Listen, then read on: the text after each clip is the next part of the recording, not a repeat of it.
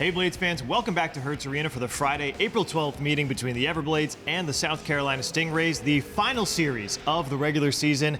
And Jake, the Blades enter that final series of the regular season on a very high note. 4 straight wins, highlighted by a 5-2 victory over the Jacksonville Icemen on Wednesday night. A great way to go into the 2 most important games of the regular season. Yeah, because now, if you win tonight, you're in. The Blades, with a win, clinch a playoff spot tonight. They could also do it if the Orlando Solar Bears lose their game, but that's no fun, Will. Let's just get the win here tonight. That's what the message in the locker room is taking care of business yourself, controlling your own destiny, not leaving it up to other people to handle it for you. That game on Wednesday night against Jacksonville was a real thriller for the Everblades. I think you and I personally, going into that game, we were expecting something low-scoring, a very defensive brand of hockey. What we usually get against Jacksonville. It's true. You know, kind of the game where you score 1 goal and you park the bus. But what we saw was a very explosive, very offensively minded Everblades team. They scored 3 goals in the first period, took a 3-1 advantage into that first intermission, and really didn't look back from there. A couple of guys getting multi-point games, Bobo Carpenter, Oliver Chow, and Will Riley among those players. So we might be in for another offensive onslaught tonight. Yeah, and it's been the power play that's been controlling it over the last 2 games for Florida. Another 3-goal outing for the power play, 2 of them coming on that 5-minute major power play Florida had that went between the end of the first and the beginning of the second period. Both those goals coming from Bobo Carpenter. And you want your power play to be rolling, heading towards what the Blades hope is the postseason, right? Special teams can often be the deciding factor in games, in series. So if your power play is going in on a bit of a hot streak, that's huge for your team. This is something that I talked with Bobo Carpenter about on the ice after Wednesday's game, and I kind of mentioned that the team seems to be really finding its stride at just the right moment, and I think he agrees. Yeah, and it's in big part because of guys like him, the veterans who've been here before, right? The college guys like Jesse Lansdale, who got his first goal on Wednesday, they've brought a lot of energy to the team, but right now it's the guys who've been here who know what it's like playing in these type of games where everything matters. They're the guys who have to lead the way, and they're the guys who are leading the way right now for Florida. As you mentioned, Bobo Carpenter, 2 goals and an assist. Oliver Chow, a goal and 2 assists yesterday. Josh Hosang and Will Riley both had multi-point games. Even though this is their first year with Florida, they've been in these style games before in the pros, in the American Hockey League and beyond. So those guys being the best Blades right now, and of course in the crease Cam Johnson as well, another steady outing, now has 4 straight wins for Florida. Those are the guys that are going to be the ones who need to get Florida into the playoffs and then keep it going from there. No shortage of experience for the Everblades, but Jake, unlike Wednesday night, we are not the only South Division show going on tonight. Orlando is playing. There's a lot of playoff implications with those games up in Reading, Pennsylvania. So unlike just getting the win on Wednesday night, there's a few more strings being pulled tonight. Yeah, so the win on Wednesday gives Florida control over their own destiny, as I mentioned. You win, you get into the playoffs for Florida. South Carolina right now sits 1 point behind Florida in 4th place in the South Division. Florida's in 3rd, and Orlando is 2 points back of the Blades, 1 point behind South Carolina, sitting in 5th. So Florida, you can control your own matchup against South Carolina, which is obviously great. If you win tonight, not only do you clinch a playoff spot, but you make sure that you are at the very least ahead of South Carolina in the standings. So if South Carolina were to get a playoff spot, for sure you'd finish 3rd, which would obviously be better for seeding. Potential second-round matchup, you could have home ice, something like that. True. Whereas Orlando, they still can catch Florida, even if the Blades do win tonight, assuming Orlando is able to handle their business against Reading.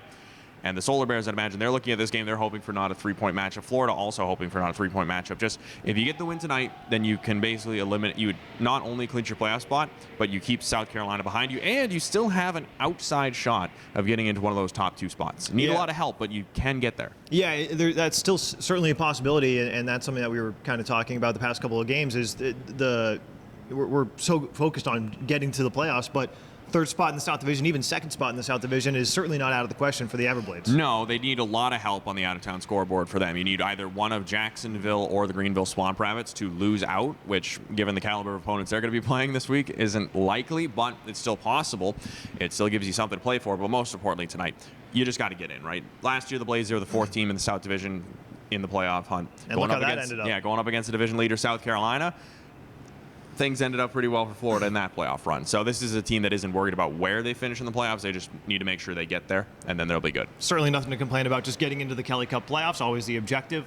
But South Carolina did not play a midweek matchup this week, and it was kind of a situation where all the teams that were around Florida's neighborhood all got wins last week. All the teams close to the top of the division, Greenville and Jacksonville, all earned losses, kind of just compressing everything in the South Division. But South Carolina coming off some very important wins last week to keep themselves ahead in that playoff hunt. Yeah, and they're a team that's obviously very disappointed with what happened on Wednesday with Florida beating Jacksonville, because if that result was flipped and Florida had lost, South Carolina would be the team that just needs to win tonight and get into the playoff spot. Now they're looking at probably needing to win 2 games, because you're looking at a red-hot Orlando Solar Bears team going up to play a Reading Royals team that's already out of the playoff hunt in the North Division. You're not sure if you can really trust any help out there, so now you got to handle business against a really hot Florida team that only needs to get 1 win against you to clinch a playoff spot and take away a spot that you could get. South Carolina, they're coming in well-rested. They're coming in a situation they rarely find themselves in. They're a team that's only missed the playoffs twice in their ECHL history. Yep. So they're going to be coming in with everything they've got. These are going to be the 2 toughest games of the year for sure. Anytime it's Florida, South Carolina, it's generally low shooting, but there's a good amount of chances. Power play, penalty kill, it has to be at peak performance to get the win for both teams. And it's going to be 2 games of really fun hockey starting tonight.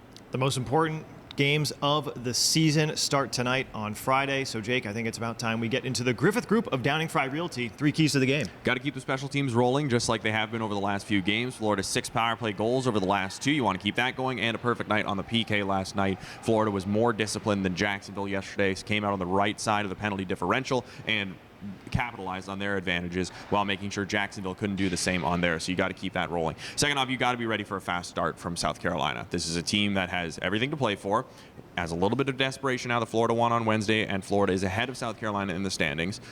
They haven't played since last Saturday, so they're well rested.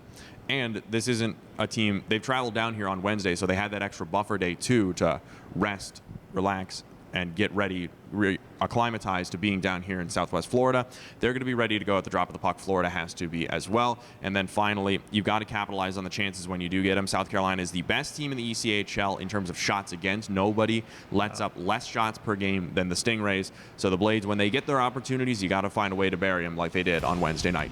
Win and in for the Florida Everblades here on Friday night. Puck drop from Hertz Arena set for 7:30. We'll see you there.